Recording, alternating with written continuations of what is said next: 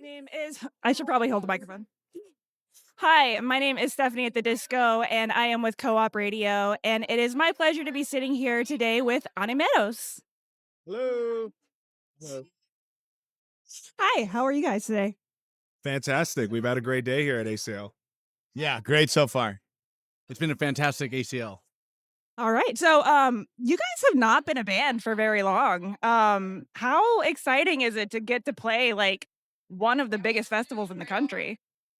Um, it feels incredible. It's an absolute honor. When we got the email, we were actually talking about it a little bit earlier.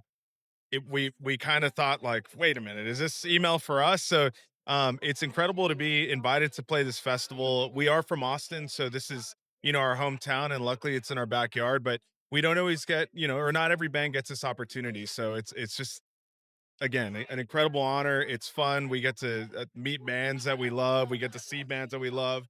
We get to see a lot of our friends here who see us outside of the festival and meet a lot of new people. So it's a great opportunity for us.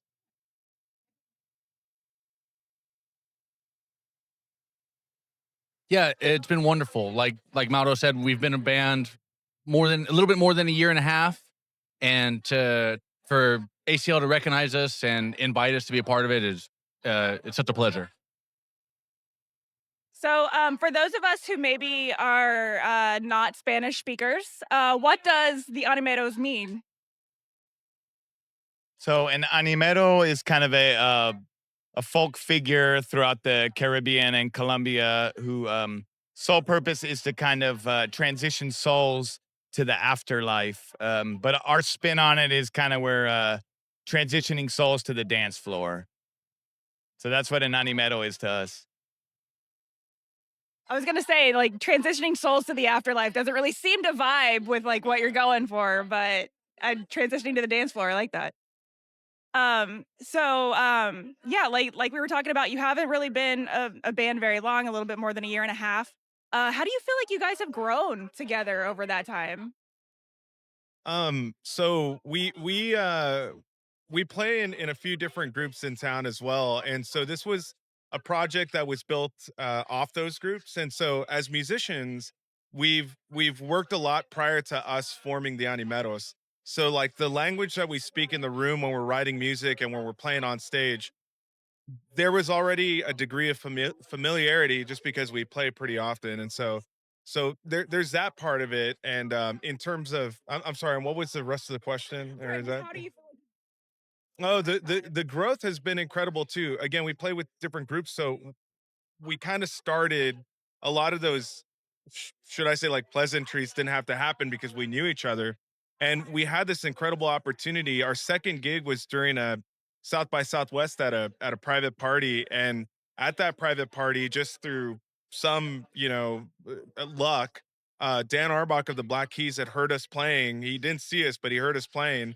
And so when a week went by and we checked our email and there was an email from his team saying, "Hey, Dan Arbach of the Black Keys saw you guys and he wants to meet you guys and see what you're all about." So that's really helped us kind of put us in a sort kind of thrust us in terms of our growth pretty quickly. We recorded an album worth of music and we're releasing those songs with Dan Arbach and his label Easy Eye Sound. So the trajectory, the growth has been just something that is very unique for a band. In our other groups, we play very often. We play in Austin. We play out of Austin as well. But that opportunity for it to come our way, along with opportunities like this, have just been almost like it feels like sheer luck. And so the growth has been insane for us. So Yeah, yeah. awesome. Let's see. What can people expect from an Animeros live show? We expect and we want you to expect to dance. That's the most important thing is that if we see our audience responding to the music, getting down, dancing with us, even if you don't know your Latin dance styles, if you don't know your salsa and your cumbia, don't worry about it. We have something to move you, or at least that's what we're hoping for. Is we want our audience to get moving. So you're not gonna judge if they're like super white people moves or anything. All you care about is the motion, the movement, the dancing. All right. Yes. That works out well for me. Who are you guys looking forward to seeing this weekend? Dr. Dog for sure. The Strokes. I can't wait to see Modest Mouse. All right. And yeah, do you create any other kind of art, or are you, do you kind of limit yourselves to the musical arts? Um, eh, Music's a big part of it. By day, I build websites, so that's kind of like art. I do with that comes a lot of design and stuff like that. So that's kind of my day job, and music is like my second job. So I guess that's kind of creating art a little bit. For me, my other outlet besides music is gardening. For me, it's like a meditative experience, planting and seeing things grow, and it's definitely got a rhythm to it as well. So it's almost tied in with music. I feel like the seasons have a rhythm.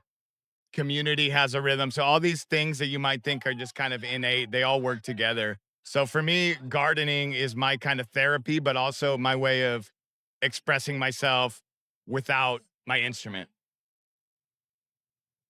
And in addition to being a musician, I'm a music educator. I teach at all levels, from a music school to a middle school to a university that I teach at. Um, doing music lessons from youth to adults, and just being able to work with musicians and seeing their growth and their learning is such a passion for me. Outside of when I'm off stage, Try to paint, and I'm terrible at it. Can't do that art. I mean, you can. I can. Yes, you're right. Oh, I can paint. I watch an embarrassing amount of movies. I watch an embarrassing amount of movies too, so I guess you could call me a film bro. So I guess the last question that I have, and I mean, we talked about you working with Dan Auerbach and everything, but I was wondering, what is the best piece of advice that another musician has ever given you? And I get, it could be Dan, it could be anybody.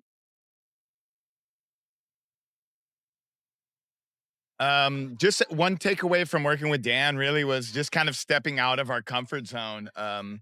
So I would say that's my takeaway and kind of advice to any other musician is like it's really easy to back yourself into a corner and especially when you're playing something like Latin music, which is very stylized and you don't want to go against the grain because there's certain rules. But the rules are there, and once you know them, it's fun to break them and kind of go against what tradition might hold. Yeah, just to build on that, I think whether in music and in a lot of other stuff, just exactly what Nico said. Like you hear that phrase, thinking outside the box, and I think one of the things is before you could think outside of the box, just learn the box and be comfortable with the box to know where you could kind of play around with it and kind of break the rules a little bit. So I think that's always just good. Whatever you're learning, that's good kind of advice. Yeah. But Learning learn the the box, rules first. learn the rules, feel comfortable with them because you can learn them, but then feel comfortable with them, and then you can see where you can break them a little bit. All right. Well, that is all I had for you guys. Thank you so much for being here. And good luck with everything. Thank you, Stephanie at the disco. Thank you. Full name. Thank you.